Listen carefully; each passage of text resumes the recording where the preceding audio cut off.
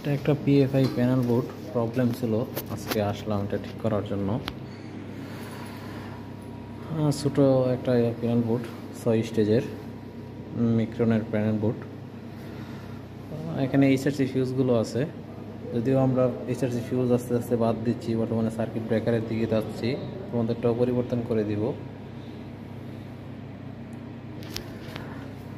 জিনিসগুলো এলোমেলো আছে, আস্তে আস্তে এটা অনেকটা গুছায় ফেলতে হবে।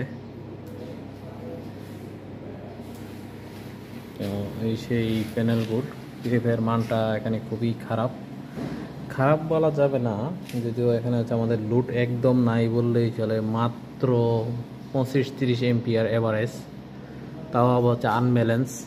আবার হচ্ছে 25-30 একবারে থাকতেছে না, কখনো 10 কখনো 20, একবারে যাতা একটা লোড।